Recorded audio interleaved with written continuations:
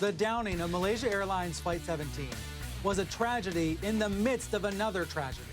A plane crash in the middle of what's essentially a war zone. That gruesomeness compounded by anarchy.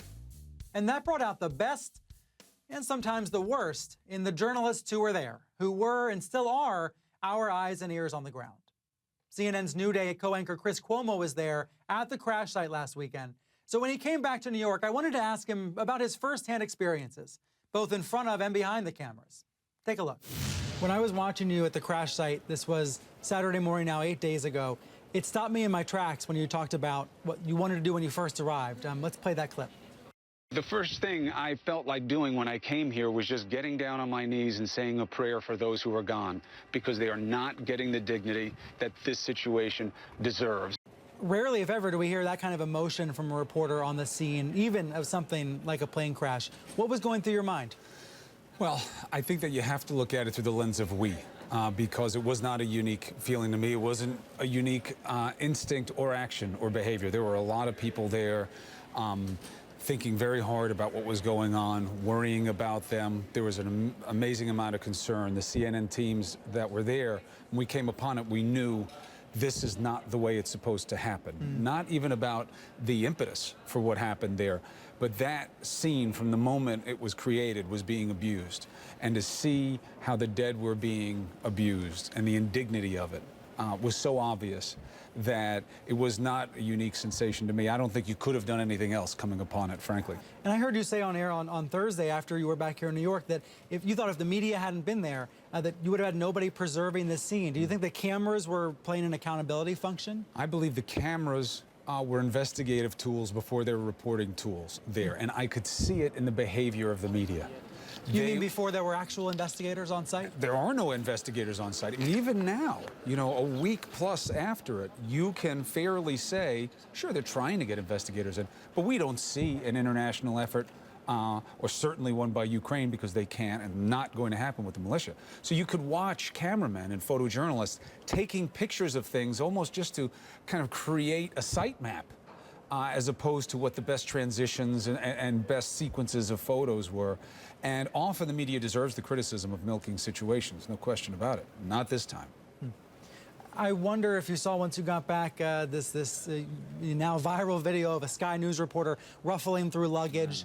Let me give him the benefit of the doubt. Is it the trauma of covering a story like that that might lead a reporter to start ruffling around? I think that, all right, let's, to make the case for what the reporter did. Going through the luggage and the disrespect for the personal effects was something that we created over time as a metaphor for the indignity of the situation. The first glance, your first effort on scene to figure out who was there, I don't know that it would be an unreasonable thing to do. And he did apologize profusely afterwards for what happened. You had quite the interview with a Russia Today anchor. Peter, why are you afraid to hear what I'm saying? I'm not here to fight with you, okay? I'm not afraid. I've just left the crime scene. The last thing I want to see is more violence of any kind, verbal or otherwise. All of its data from satellites and compare it to the Russian doing exactly case. that. See where they match, where they don't match. No, they're not. I don't know what you're living in a parallel universe. Peter. Did you come away thinking that you had achieved anything through that interview? Yes. Absolutely. I think it gave the audience an opportunity to see the propaganda machine at play there. Now, that's not to say that Lavelle wasn't making some points. He was. I've made some of those, ironically, while he was beating me over the head with this. I push our representatives also to do a real forensic, a real make the case thing here. Don't just say there's overwhelming evidence. Oh, it's very clear. No. You got to show us. You have to show, because there are many who doubt the U.S. when it comes to intelligence. However, I had absolutely zero intention, desire, or inclination to debate the merits of who did this versus Russia, Ukraine, the militants. Zero. My precise interest was in insulating the victims from being pawns in that discussion. All I asked was, why didn't Russia condemn the actions of the crime scene, the neglect of the crime scene, the way everybody else has? And he took that as an opportunity to make it into something else. The scary interview for me wasn't talking to some media guy. That self-appointed prime minister, CNN has these amazing contacts over there, right? They call me and say to my team, we can get this self-appointed prime minister, who had just released the statement saying that he found the black boxes. And I didn't even believe them. I said to my producer, Victoria Eastwood, who's a phenomenal journalist that we have at CNNI, there's no way this guy's going to do an interview. But he actually did it. So we go in there. It's this crazy dark building. They have all the lights off in the building because they're afraid of security. Spooky, okay? They take you up. The elevator's no light in it. You get out there. They're these real deal Russian military guys, not like these militias waving the guns at you all the time. You can tell from the time that we've spent around the American military and the embeds and stuff, these are the real deal, these guys. My interpreter says to me, he's talking to them in Russian, he says, they're not from here. We don't speak Russian the way they speak it here. So you're nervous. The self-appointed prime minister comes in. He's not a happy man. He's angry. He's angry about being challenged and all this.